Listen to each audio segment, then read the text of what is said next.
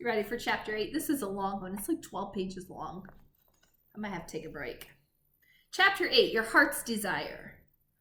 I walked as quickly as I could with Goldie skipping boisterously beside me. Without my path, I felt exposed and vulnerable. My heart thrummed as fast as a rabbit's. I felt skittish as a rabbit, too, jumping at every noise and movement in the woods. Goldie's presence was like a swarm of mosquitoes. Every word she spoke, every little movement she made, was like an itchy bite, and her curls made me dizzy. They bounced more than grasshoppers. I wanted to take an axe and chop them all off, or her head. That might be nice, but I bet even if I chopped off her head, she'd keep talking. Mummy named me Goldie so I would have lots of gold, of course, and for a while it really worked. It's like I could smell the gold between the rocks, and Mummy and Daddy were so proud of me. Now there's no gold in the mountain anymore. But I can sense other things that are golden too, like yellow flowers and honey, and so I'm not completely worthless, though some people think so. She sighed. I imagined she was thinking of the boy she wanted to give a love potion to. Daylight faded quickly, and the air grew chill. If I had my path, I would continue on it in the dark, but without it I could be attacked by bears, mountain lions, and wolves. We'd better stop for the night, I said. It's getting dark. Oh, yes, of course, said Goldie, looking around. Where will we stay? Is there an inn nearby? Do you suppose they'll have a supper? I'm quite hungry, and I wouldn't mind a soft bed. There's not an inn or village for miles, Goldie. We'll have to sleep in the woods. Sleep in the woods? You can't be serious. I shook my head. You're welcome to go back to the village. You can stay in any house there. I'm sure no one will mind. Goldie tugged anxiously at her curls and glanced back the way we had come. I half expected her to run around and march straight home, but she didn't. Well, I suppose every quest has its risks, she said, and went to work, humming as she scooped leaves for her bed. I sighed and gathered leaves and pine needles for my own bed. It was a long, restless night. Goldie chattered endlessly, telling me all about her mummy and whatnot, and when she finally fell asleep, she snored like a bear in a cave. I tossed and turned, and just when I was on the brink of sleep, a wolf howled. Come, he said. He was calling for his pack, but he never got an answer. The next morning I awoke to the most horrid cheerfulness. Wake up, Red! It's a glorious morning! It took me a moment to remember where I was and who was with me. I was in the woods with Goldie, and I'd had the worst night's sleep of my life. Leave me alone, I grumbled and pulled my cloak over my head. But it's so sunshiny and pretty, and I picked you some flowers. Here, smell them. Goldie shoved something beneath my cloak, and my nose was accosted by a bunch of blossoms and their overwhelming perfume. Get away! Achoo! Oh dear, I'm sorry. Let me help you. Goldie reached down to pick me up. I tried to slip under her arm, but my hair got tangled in one of her buttons. Ah! Oh, I'm sorry, I got it. Goldie yanked on my hair. Brrr! Hold still! You hold still! We wrestled and I growled until I finally ripped myself free and we both tumbled back at the very moment an arrow hit the ground right between us. Horse tore through the brush, his bow knocked with an arrow. Ha! I got you, you wily... Girls? Goldie and I sat frozen on the ground. Where's the wolf? Horse swatted at the trees and brush, surely frightening every creature within a mile. There's no wolf, I said. Only us. Shh! I heard him growling just now. That was Red, said Goldie. Who's Red? Her! Goldie pointed at me. That's a girl, not a wolf. She's a very growly girl. Horse huffed in frustration. Well, what are you doing? What are you doing all the way out here, growling like a wolf? We're on a quest, said Goldie. A quest? Horse asked. What kind of a quest? To save Red's granny. The witch. What's wrong with her? She's dying, so we're going to find... Ingredients, I cut Goldie off. We're gathering ingredients for medicine. I sent Goldie a sharp look. I didn't think it wise to make our true quest widely known. Horse nodded, a look of pity in his eyes. Death is a terrible thing. Terrible. It's only a cold, I said. Well, a cold can kill an old person, he said gruffly. And even if they do better, everyone dies eventually, don't they? I flinched, feeling the sting of his words. Excuse me, said Horst. That was rude, wasn't it? Don't pay any attention to old Horst. I'll tell you what. You help me, I'll help you. How? I asked. Old Horst knows a thing or two about staying alive. I've survived more than colds. He laughed a wheezy laugh. He wasn't exactly the picture of health, and I doubted he knew as much as Granny or dwarves about staying alive. No matter his age, but I thought it Impolite to say no. What do you want from me? You seen a wolf in these parts? Big black beast? Sometimes, I said. I've been tracking him for months, but he's slippery as a ghost, always evading me. If you help me catch the wolf, I might be able to help you with your granny and that cold of hers. Horse knows a thing or two, yes. Horse hobbled over and plucked his arrow from the ground.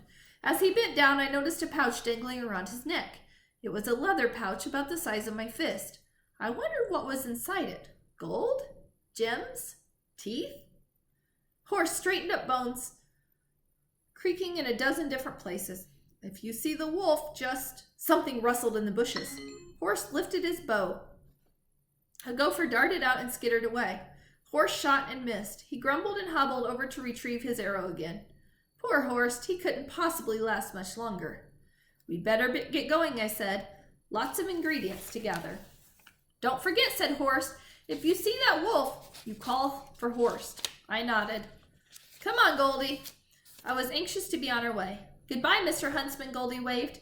As we drew further away, I glanced over my shoulder. Horst was watching us through the trees.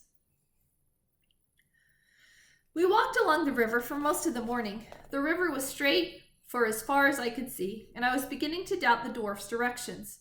Had he misled me somehow? Tricked me? We walked for 3 miles, perhaps 4. The terrain became rougher and the trees grew thicker along the river, making it difficult to travel with any sort of speed.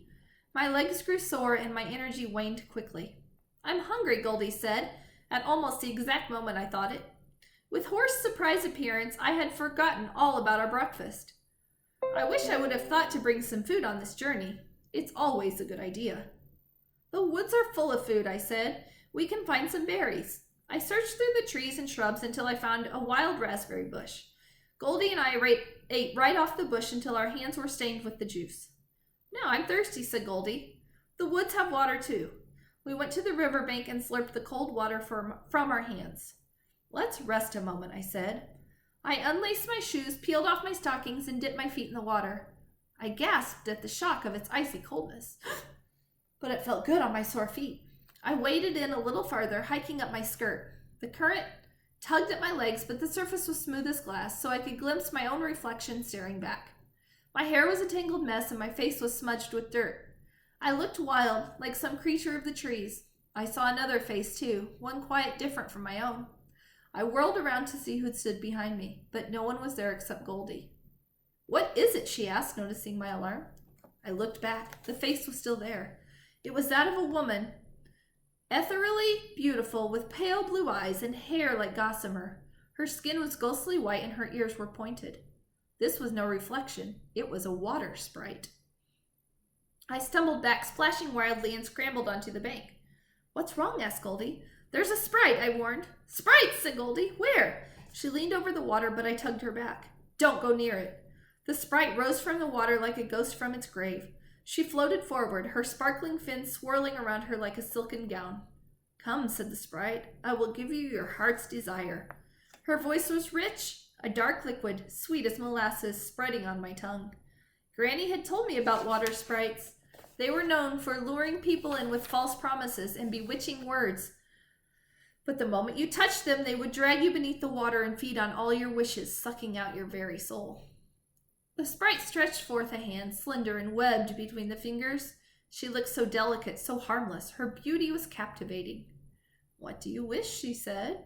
I can give you all that you desire and more. She reached her hand toward me. I stepped closer.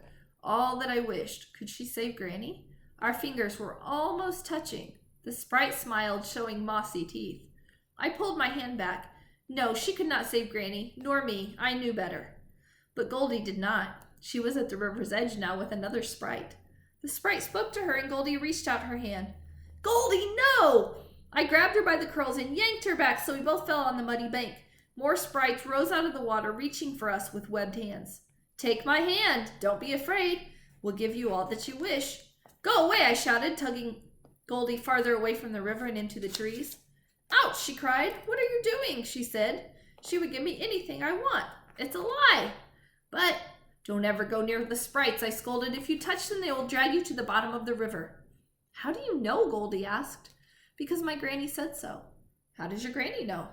Because she's the witch of the woods? I ignored her question. Let's just keep walking. We're wasting daylight. But Goldie was persistent. She was like a pecking hen. I'll bet your granny knows a lot about magic, doesn't she? A fair amount, I said. And I'll bet she taught you, right? Can you do lots of spells and make potions and things? No, I said and walked a little faster. I don't do magic. Why not? If I knew how to do magic, I'd do it all the time. You think that until you make a mess of it. Magic can cause all kinds of problems. You told me that before. Give me a real example, not just something you made up, something that really happened. I rubbed my temples. I felt a sudden headache. I nearly killed Granny once, I said. A long time ago, I was performing a spell, and I made a tree fall down on Granny, and she almost died. Okay, said Goldie, and I thought that was the end of it, but then she said, maybe you just need some practice. Mummy said I fell down a lot when I was learning to walk.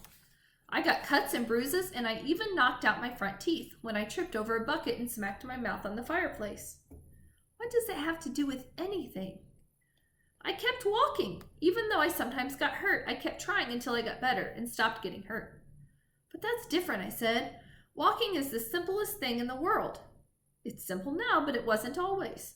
Some mistakes need to be made. Sometimes we have to fall down before we can stand up. She said this all with an air of great wisdom that had the effect of annoying me greatly. If you had almost killed someone by walking, would you still get up? Goldie folded her arms and gave me a disapproving look, as though she were my mother. If magic is so dangerous, why are you trying to find magic now to save your granny? That's different. How? It's not my magic. I'm searching for magic that someone else made that will make Granny better. So not all magic is bad? No, but that doesn't... So why are you telling me I shouldn't look for a love potion? It's no different than what you're doing. You're just afraid, same as me. I am not afraid, I said, and I felt my temper rising. The heat inside me was bubbling up, ready to boil over. And I don't want to talk about this anymore. I walked a little faster. I was only trying to help, said Goldie, running to catch up. Stick to walking. You've had more practice. I walked even faster. You're rude, Goldie shouted. And you're nosy. Well, you're bossy.